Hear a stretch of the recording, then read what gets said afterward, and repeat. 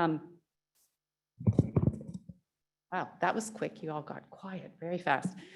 So I wanted to welcome you to our annual forum for the Ukrainian Emerging Leaders Program. My name is Catherine Stoner. I am the director of the Center on Democracy Development and the Rule of Law. That's right, Frank Fukuyama has stepped down as director, but as you can see, he lives right here and remains the director of the Masters in International Policy program. Frank has shepherded this program, the Ukrainian Emerging Leaders, since its inception 5 years ago. And we're now in our 4th cohort of emerging leaders. You're going to hear from them it is afternoon, and some of the interesting work that they've done in moving Ukraine forward as a responsible, well-governed democracy, and work yet to be done, and their specific projects to do so while they're here at Stanford.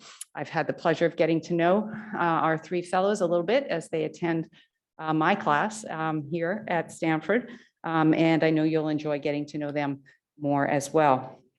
I want to thank in particular our donors, Parimatch Tech, which is a new donor this year to this program, the Western NIS Enterprise Fund, and I welcome Anton Washuk here on behalf of them, the Astem Foundation, headed by Rustem Umerov, and welcome Maria Datsenko and Eldar Umerov here.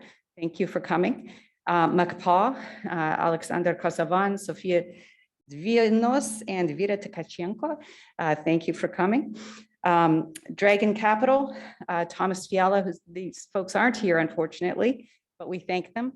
The Believe in Yourself Foundation, Victor and Iryna Ivanchyk, and People of the Future, Slava, Vakarchuk. And finally, Luminate. Thank you all for your continued support to this program. Thanks most of all today to Sasha and Katya Akymenko, who are the founders of this program. This was their initial idea, and with the assistance of Michael MacPaw, the director of the Freeman Spogli Institute, and Francis Fukuyama, we've now been able to run this program for all of these 5 years. So thank you again very much for coming. Our format is to have Francis Fukuyama, who is a senior fellow here at the Freeman Spogli Institute, and my predecessor, as I mentioned, as director of CDDRL, current director of the Masters in International Policy program, renowned for his work on the end, the beginning, and the middle of history. He will talk to our fellows and let you listen and then ask questions both online and in person. I noticed there are microphones here. I'm guessing that in order to ask questions, you have to actually physically get up and approach the microphone.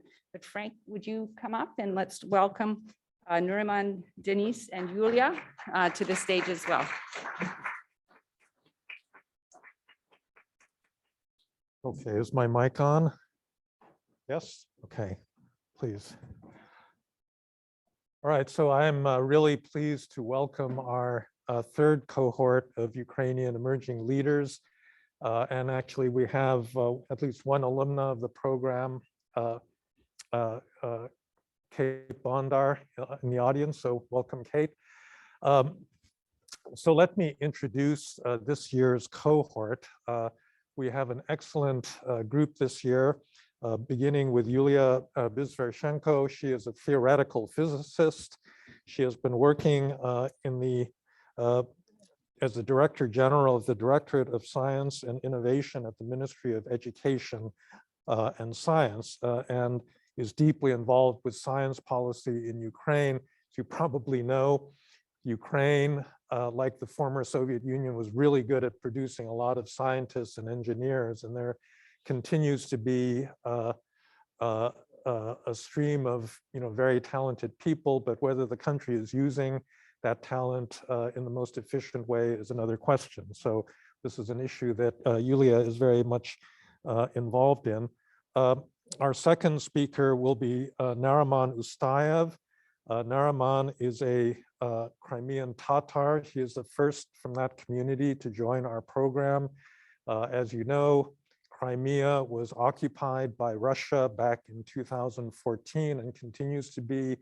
The Crimean Tatars have been a very much persecuted community over the years. They were exiled to Siberia by Stalin and then brought back to Crimea, and now they are reoccupied by the Russians. But Nariman is the co-founder and the director of the Kasprinsky Institute for Geostrategy, and also an external advisor to the Committee on Human Rights, Deoccupation and Reintegration of Temporarily Occupied Territories in Donetsk, Lugansk, and the Autonomous Republic of Crimea.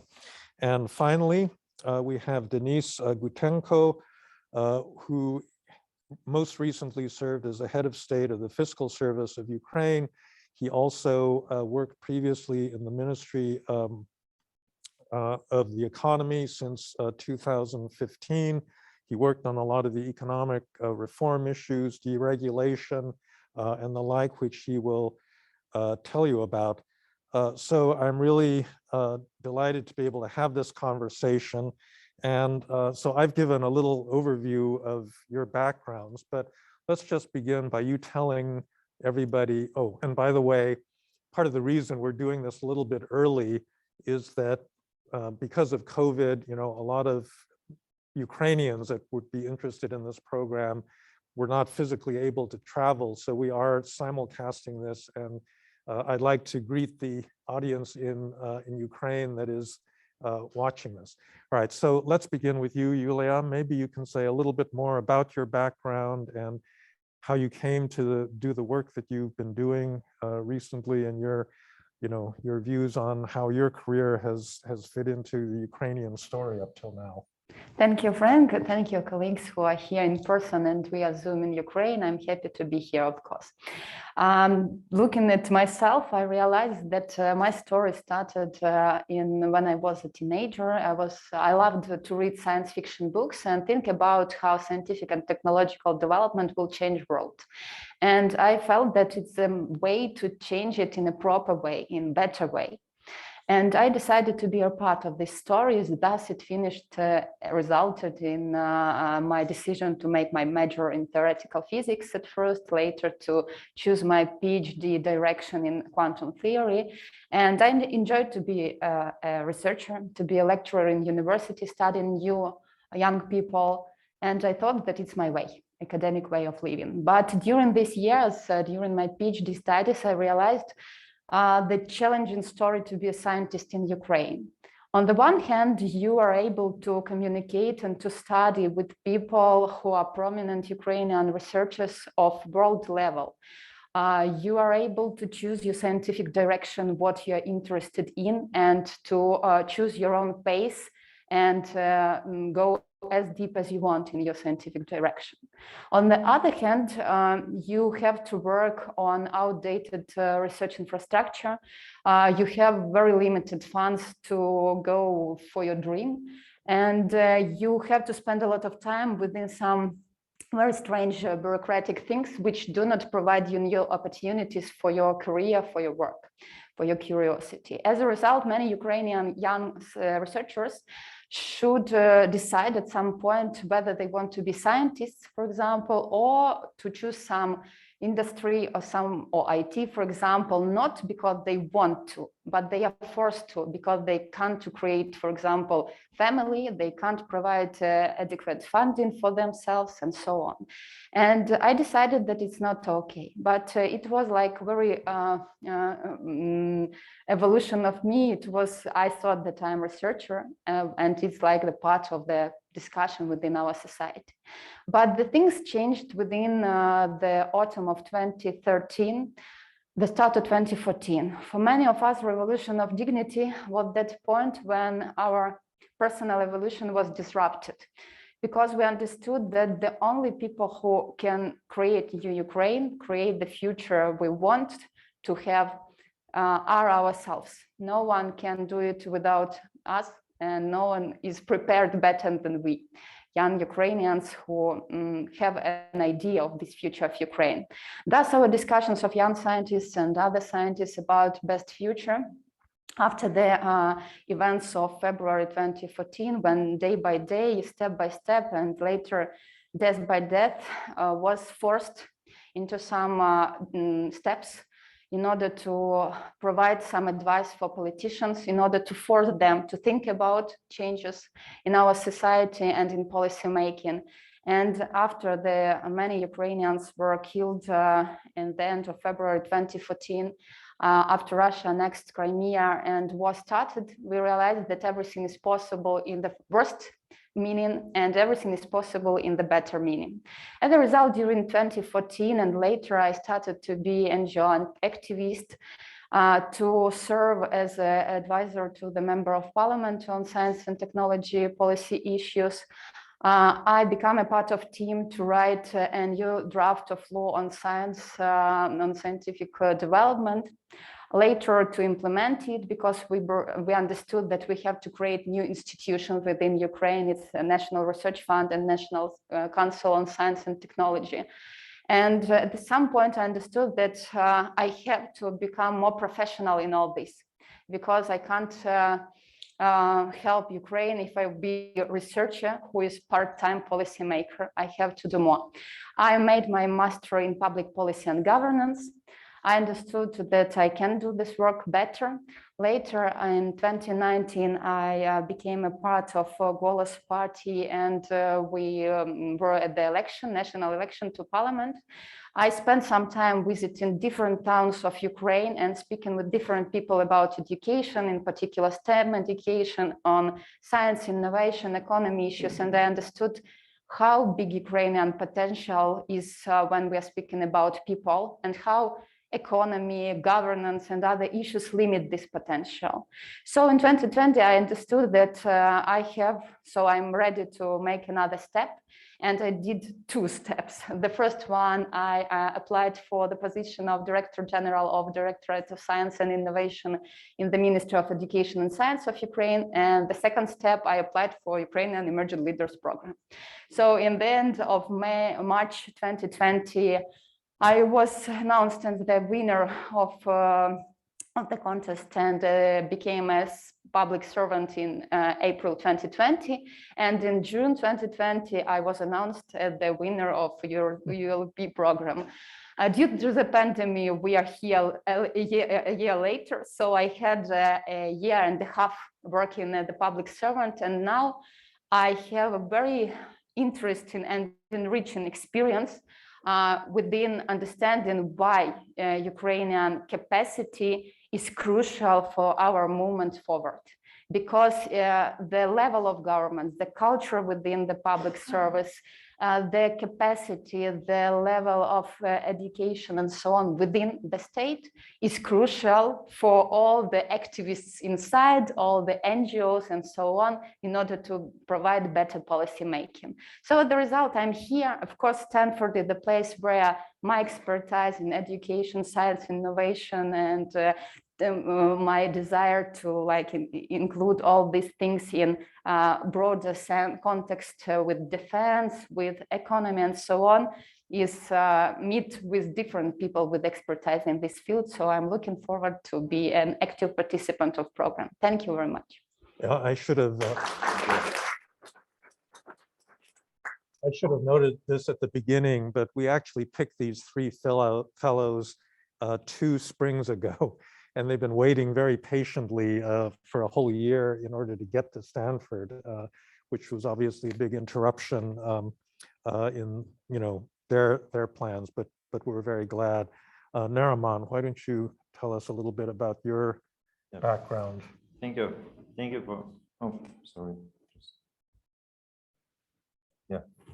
Now it works. Thank you for having me here. First of all, I would like to say, actually, it's an honor to be at Stanford, and I like to say that I was born in Valley, not in Silicon Valley, in the other one, Fargana Valley, which is in Uzbekistan. It was a vibrant place where I learned what identity and complexity of ethnical life mean. There were about 20 nationalities at school. Among others, Jewish, Germans, Koreans, Tatars, Russians, Ukrainians. Well, and they were members of families whose relatives were deported by Stalin's regime from their homeland to Uzbekistan and in broader Central Asia. So I want to say that I didn't learn what identity and human rights mean, I lived it. And from the very beginning, I realized that we should return to our homeland, Crimea, where my heart is. And when we did it, when my family did it, I was puzzled. Because Crimea in 90s was, it was a strange region. Most people who lived there that time were pro-communist Russians with military backgrounds, and Russian propaganda worked properly. Even I want to say that sometimes people in Crimea had difficulty distinguishing Ukrainian government officials from Russian officials. And actually, we paid for it in 2014 when Russia launched its well-prepared aggression against Ukraine. And actually, now Ukraine is at the corner of this geopolitical struggle. That's why I decided to change, to move my focus, because as a foreign policy and security expert, I was focused on MENA region. And after 2014, I decided to study more deeply Russian foreign and domestic policy, Black Sea region policy, because we need to protect our country's sovereignty of Ukraine. And it's my personal story as well. That's why I started from my very first days, because I want to leave Crimea. My parents actually had to leave Crimea last summer. And actually, that's why I am full hope that Stanford and classes at Stanford will help me to create this system which allow us to make Ukraine stronger. Yeah. Okay, thanks very much. By the way, I should acknowledge that Oleksandr Vakarchuk is with us also, and one more Ukrainian. And your lecture, yeah, well, there's a lot of Ukrainians, but as official guests of FSI, and you're going to be giving a lecture. What's the date? 16th of November. So I hope you'll all come back for that. Okay, so last but not least, Denise, tell us about yourself. And by the way, yeah, you don't need to clap after everybody. Well, you can save the applause for the end, because we really do want to have a back and forth discussion here. Denise. Thank you. Thank you for this opportunity. I'm from Kiev, but initially I was born and grew up in Donetsk. I graduated as an economist, but after that, I never missed an opportunity to learn new knowledge and skills. So I have a broad experience in different areas. I started as a banking specialist, then I was a financial auditor, tax auditor, agribusiness, and in 2014, as many of my friends and colleagues, I moved to the government. I joined Ministry of Economy of Ukraine, first as an advisor, as a member of the team, and then I became a state official as a director of department, Foreign Economic Activity Department. There was a lot of issues there, so we tried to deregulate almost all of them, and my job was not only in this sphere. Once again, as a member of the team, I had the various responsibilities there. Even I was the man on land reform from ministry, currency reform from ministry, and many others. Then I moved to another department, small and SME development and regulatory policy. There is also was quite an interesting job, but in 2019, there was an opportunity to become a head of state fiscal service. State fiscal service in Ukraine is it was a big monster of tax authorities, customs, and tax police. It was 42,000 people, I think. So the main responsibility was to split it, as it was planned by the reform of this body, into the tax authority, customs, and to change tax police to the very new body, State Bureau of Economic Investigations. But splitting it not to lose the operations, because it's day-to-day activity. It's the main body who fills the budget of the country. So we successfully did it, and I stopped my state servancy in 2020, and hopefully, finally, I'm here. Okay, good. So one thing we do with each class of emerging leaders is we ask them to work just the year that they're spending at Stanford. They go to classes and they meet people, but we also ask them to work on a project that relates to some issue back in Ukraine that they want to take back with them. And maybe you could say a little bit about, what your plans are. So let's go in the reverse order. So Denise, why don't you talk about, what you're hoping to accomplish this year? Okay, so once again, I said that I have quite a dense experience in different institutions, in different positions as a state servant for whole 5 or 6 years. So not many people who came as me at the time worked so much. Always it's maybe 1, 2 years, 3 years, even less. But working there, I saw and thought why this huge bureaucratic machine doesn't work as it was designed, and even why it was such a design of our bureaucracy and of our state servants. And thinking of this, so I understand that it's all about the people who is working there. So people, they design the institutions, they design procedures, they implement the rules, so they perform. So all about the people who are working there.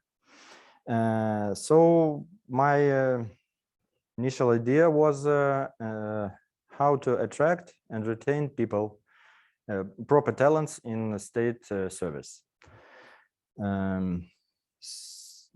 So that is the main idea, but in addition, here in Stanford, and looking back to my experience in Ministry of Economy as a head of SME department, we're working a lot about startups, startup ecosystem. So that is one more area which I want to focus in here. It's a startup ecosystem. What can we establish in Ukraine, or what improve? Because some steps already done. We have state startup fund in Ukraine, a lot of private institutions, not private funds are working there in this sphere. So a lot of startups, because we have very talented people in Ukraine who always want to invent something and to do. So this is one more sphere that I want to think about. Okay, if I can make an editorial comment here. When Americans hear the word bureaucracy, they fall asleep because they don't like government, they don't like the state, and they don't want to have to think about it. But I actually think that if you do not have a modern, high-capacity, well-functioning bureaucracy, you don't have a successful democracy. And I think we've seen this over and over again in Ukraine, where you've inherited this old Soviet bureaucracy that then got corrupted by all the new money coming in and the lack of rules and so forth. And I would say that, over the years, many of our fellows, people like Sasha Starodubtsev, who was in our first class, have really focused on the question of actually how do you fix the bureaucracy and get rid of corruption and actually make it make it effective. And, you know, as Denise was saying, it's all about human resources. You know, what the government is people. And if you don't have the right people, you're not going to have an effective government. So that's a project that in a certain way, I think everybody that's come through the program has, you know, has had to deal with. Nariman, what are your plans? Well, my plans, I do believe that we don't stop Russian aggressive actions. Hybrid war against Ukraine, we continue. It means it could be the end of the international system and the end of the international law and order. And we have always kept in mind one thing, that the Kremlin believes that without Ukraine, Russia is just a small country. And with Ukraine, it could be an empire, but it will not be anymore. That's why the Ukrainian platform was created and supported by democracies all around the world. And we need to create efficient system, and we should think how to make a Crimean platform work. And the main part. You might want to just explain what Crimean platform is. Actually, the Crimean platform is Ukrainian initiative, which aimed on the occupation and reintegration of temporarily occupied Crimea. And the Crimean platform has different dimensions on the level head of governments, head of states, governmental levels, Ministry of Foreign Affairs levels, parliamentary levels, and the last but not least is expert level of experts. So we had last August Crimean summit in Kiev, and I believe Russia clearly understands what it could mean, what it could be for actually the Kremlin regime. So that's why we're full of hope about the Crimean platform. And actually my work here, my project here will be about this, how to make the Crimean platform work, how to make it prosperous, more powerful, and the important part of this platform is how to create an effective democratic ecosystem for Crimean Tatars, because the Crimean Tatar people need an ecosystem, new ecosystem, because we have a hybrid aggression, hybrid war, and it requires hybrid responses. So it's what my project is about. Okay, thank you. Yulia.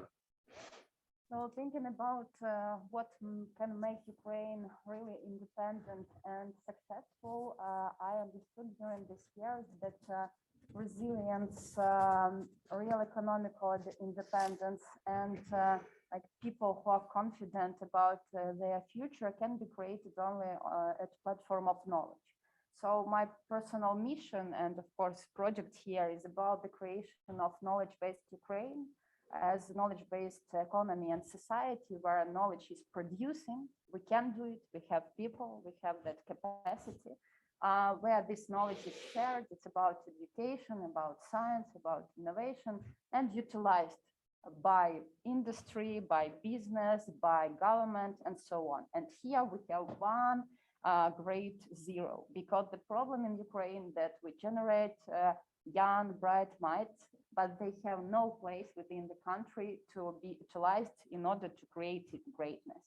So for me, it's this year in Stanford did the chance to have a broader concept of all these pieces like education, meaning from the school, STEM education, STEM education, university education, the model of better governance of higher education system, about science, what to do in order to make it working within Ukraine, diversity of financial funding and so on, about innovation, how to make this new knowledge utilizing by startup ecosystem and others, and later about how to make this knowledge utilizable within defense sector. We are involved, of course, it's a part of our story, or we can produce new decisions and new solutions, or we have to buy them, or we will fall. Also the utilization for example, safety, because the pandemic shows that those countries who can produce answers, they are capable to build a better response for such tragedies. It's about wider education about society, because the things we have now within Ukraine and worldwide about the perception of vaccination, about the perception of science, of climate change, it's about wider utilization of knowledge, about trust to science and knowledge. And in Ukraine, it's also an important issue. So about all this ecosystem of knowledge creation, knowledge sharing, and knowledge utilization, I think that here I will have like some broad thinking about it, people who are working at different stages of these linkages. And I think that later it will be possible to implement in Ukraine, because via discussions between our cohort and with previous cohorts, we understand that the changes of political cycles in Ukraine are so unpredictable that we can't say where will be Ukraine politically when we will return. But there are so many places that things should be fixed in NGO sector and public servant sector, in business even, and in different spheres, that I think that after this program, after this year, we will be able to do as much as possible at different spheres, using this our better understanding within our project. So in the past, we had a conference that the fellows organized where we invited a lot of people from Ukraine sometime in the spring of the year they were here. We're not sure whether we can do that again this year because of COVID and all the travel restrictions and so forth. So there may be 3 separate projects, or we may generate a similar conference like this. But I think that one of the important things we want to do is to build further ties between Silicon Valley and all of the engineering, entrepreneurial knowledge that's there and, connected with Ukraine. And so we're asking all of you to help in that. So I want to just open up the discussion to the audience, both here and in Kiev, but also to talk about Ukraine generally. It's been like, I don't know, 2.5 years since I've been there, so I feel out of touch. And there's a lot going on actually right now. I mean, if you've been following the situation in Europe, there is a gas crisis going on. Gas prices have escalated very, very sharply all over Europe for quite a number of reasons. It sounds like the Chinese are buying up all of the world's LNG, and as a result, Europe is expecting a very cold winter. And true to form, Mr. Putin has, in his mobster-like persona, basically said, "Oh, you want more gas? Well, you must approve Nord Stream," and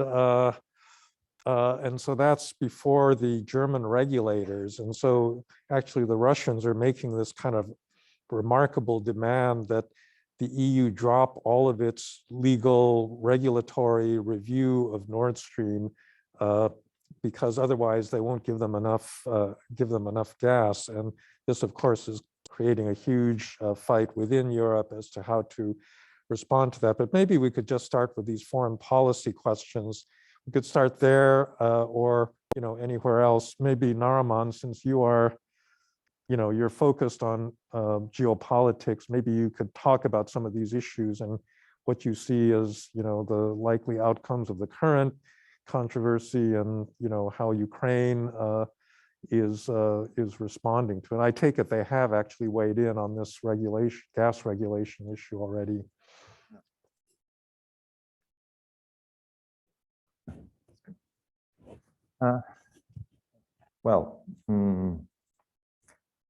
Ukraine could be a role model how post-Soviet countries can create a real democracy.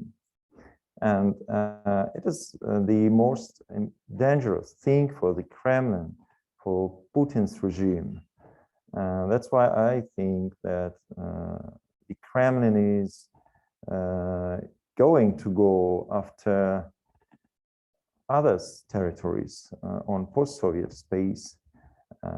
So we should think about it. And this energy tool, it's a part of the Kremlin's hybrid war.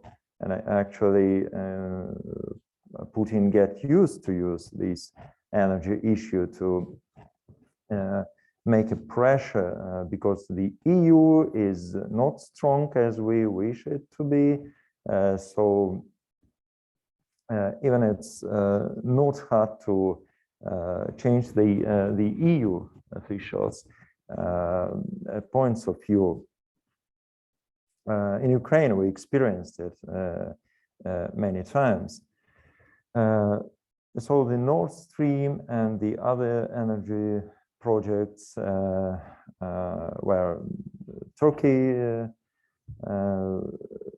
takes part, it's really can be dangerous not only for Ukrainian sovereignty and security, but the EU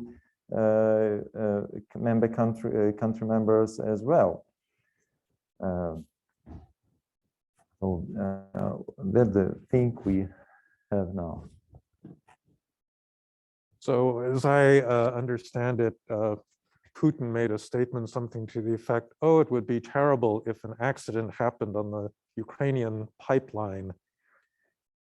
Do you think that, I mean, he would actually try something like that? Yeah, it could be because this Russian special services, not special services, because they have this, they call this CSO, like special forces, and I believe these like Russian military forces have been created to provide to some actions and to make some like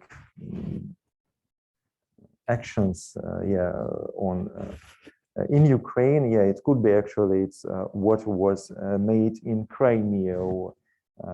They put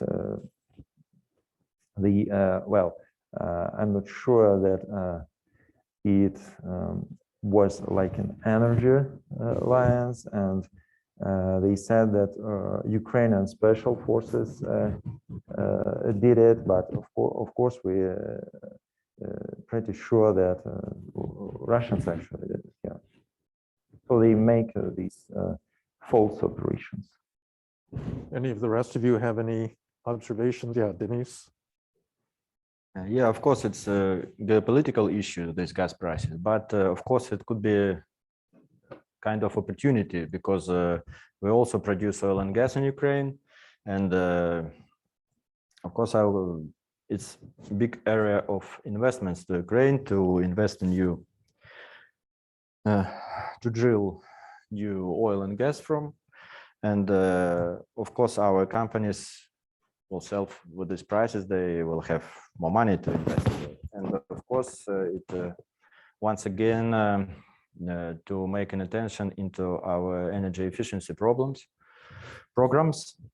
because businesses make a lot for their energy efficiency, but there is a big area for efficiency in households.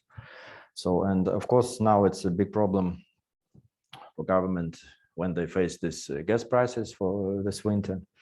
Of course, as I understand, there will be some subsidies for people, but of course, it's always problem and an opportunity. Could you just explain factually the situation with those subsidies? Because previously the gas had been heavily subsidized in Ukraine, which made a lot of companies waste a lot of gas because it was cheap.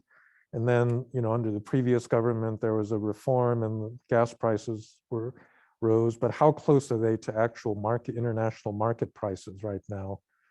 I'm not in this sphere quite a long time, but you worked of course in the it Ministry of was Economy. yes. Previously, the gas prices were very low, under market price, and so the country, our state company, buys gas from Russia, sells to the customers on a lower price, and the rest was covered by budget. So there was no intentions for economy, and moreover, it was more intention to buy more gas. But of course, overall it's very inefficient, and it was the huge impact for our budget, for our economy. So since 2014, it was changed, and we have this PCO. So these prices were constantly hired to market price, but of course it was done not in one way, so maybe in 2 or 3 ways. There was no subsidies, so it was subsidies only for those people who cannot afford this market price on gas. So people who can afford, they pay full price.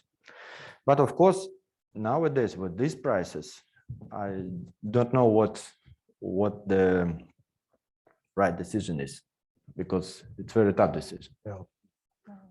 Please. Also, Ukraine is rather ambitious about green transformation. Ukraine launched the European Green Deal, and it's really one of the priorities of government at the moment. And I hope that this will be in the political agenda, will remain there, because it's also about high technology. It's about some investments into innovative decisions. And I think for Ukraine, it's a part of independence, of course. So I think that it can force this discussion about utilizing what we have in Ukraine in order to answer this issue. Okay. I'm sorry, Sasha, how late are we supposed to go? Okay.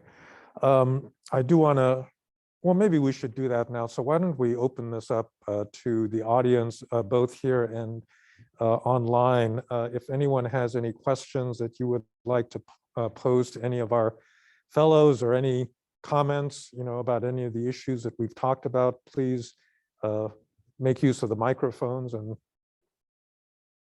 go ahead.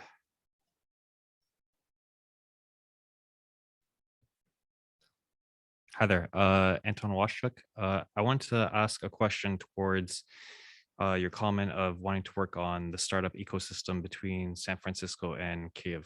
Can you elaborate more on what specifically you're looking to sort of achieve, and what specifically here would you like to either export to Ukraine or import from Ukraine, vice versa here? Thanks. Thank you for the question, but this is the open question that what I want to learn here and to understand here.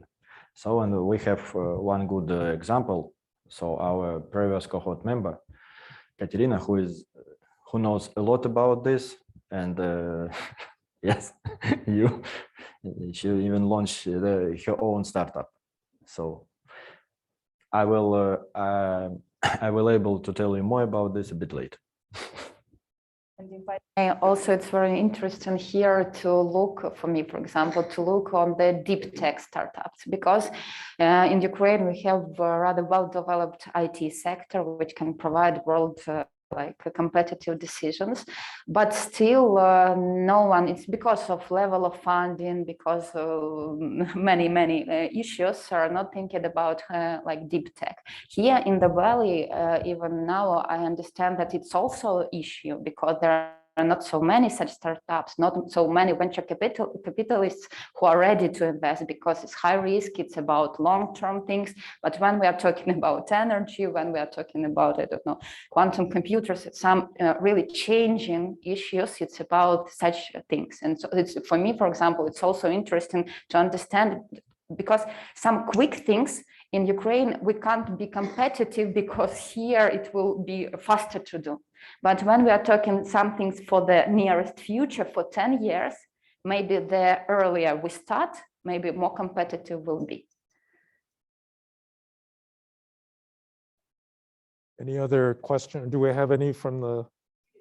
So I'll ask on behalf of our Q&A on Zoom. So this is a question to all, actually, from one of our partners in DC, Eric Hans. His question is, what is the #1 impediment holding Ukraine's economy from its full potential? I guess it's to all, but maybe Denise, if you want to start. Short answer: state service and investments. We need more. Well, you need to say a little bit more than that. Didn't hear the first part of what kind of. Can you repeat? No, it was just what.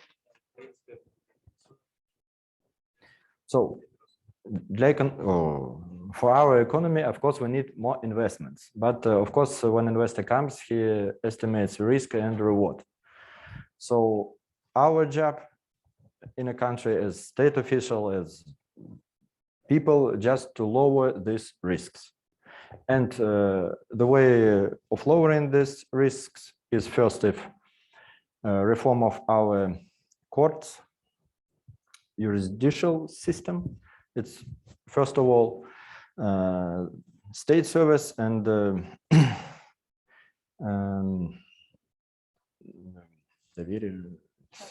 trust to our government. It's the most of all that we need to do to lower the risks. So because returns are very high in Ukraine, and if we lower the risk, more investments will come, more growth we will have. Thank you. Any other ideas about?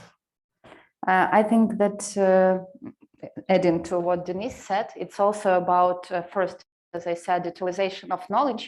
Ukrainian economy doesn't use what is produced by Ukrainian minds. And the second one is about culture. We are not allowed to make mistakes.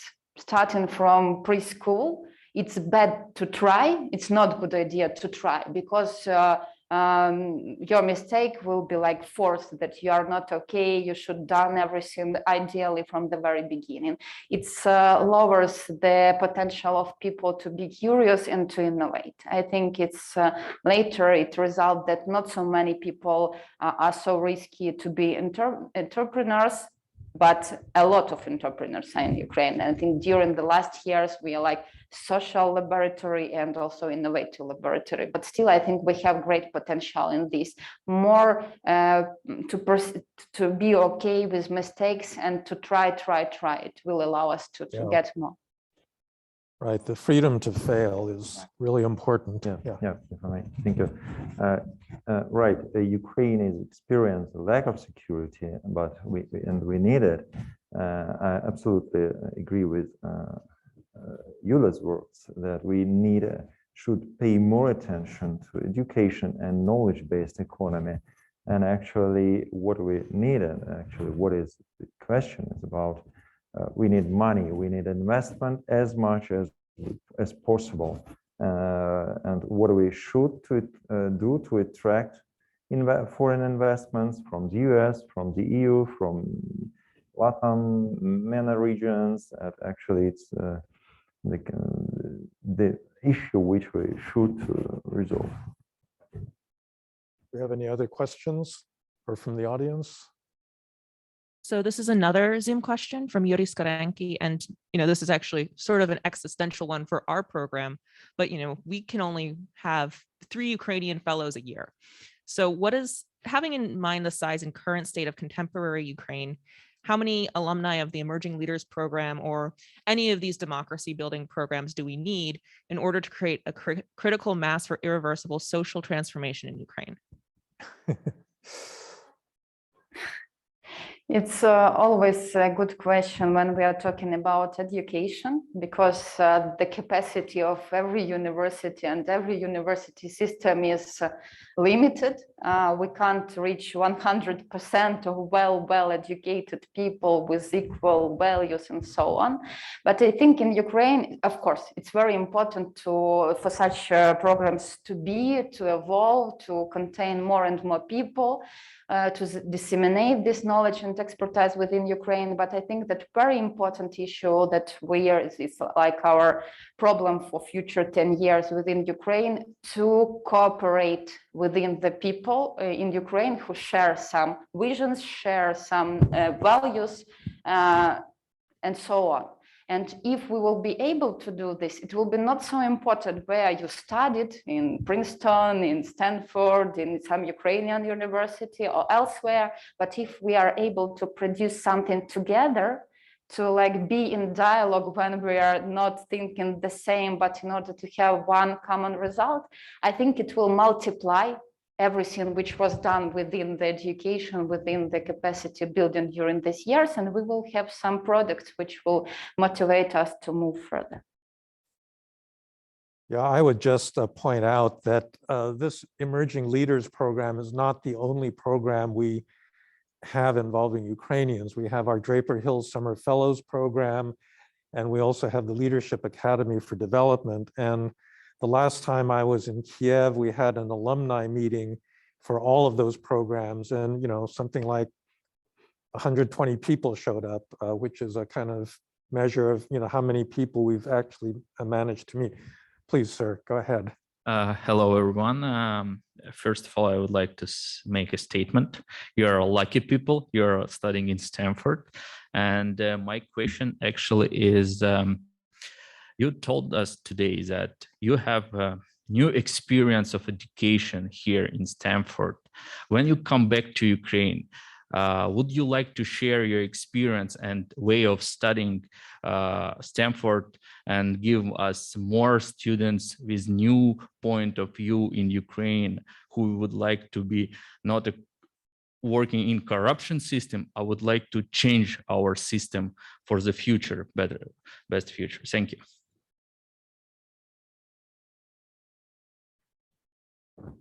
Well, yeah, actually, we can use this absolutely natural concept, how to use a strategy to work in the ecosystem.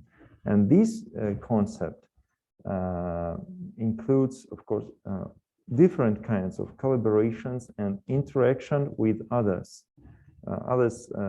participants of different levels, and Ukrainian students and Ukrainian younger generation is a terrible important part of this. Of course, we should cooperate with, and actually it's a thing which is we should to learn. We have to create this culture, how to collaborate with each other, to empower each other. And I wish that more Ukrainians will be so happy and to study at Stanford and actually around the world. Also, for me, it's important to say that I'm lucky that within my education in Ukraine, I had such approach, which is like within the values of Stanford, of integrity, of trust, and open dialogue with professors, which about the research result, which is impersonal and is important by itself within Kyiv-Mogil Academy, with the Bogolyubov Institute for Theoretical Physics within Kiev School of Economics. And I think for me, despite, of course, the trainer and for us to share this experience, is now will be very important to return to these institutions and others which I know are like the same within this ideology, and to say you're doing right things. It's important. It's like culturally important to show, to lead by person, to like show that the professors who are better, who are have integrity, who are good researchers, who are open to this dialogue, who are not afraid of students, they should obtain more and they should have this access to younger generation. Then we will be sure that in every big town, at least in Ukraine, there will be people for whom it will be natural. It's very important to have the right like definition of normal. Okay, we're a little past one, so why don't we make this Thank the you so last- much. Yes. My question would be to Nariman, since I'm from the Nariman's original birthplace, Fergana Valley, Uzbekistan. Nariman, what's the general hope or belief among Crimean Tatars, among people around you, that one day, the second time, you're going to return to home? Well, unfortunately, most of Crimean Tatars are still.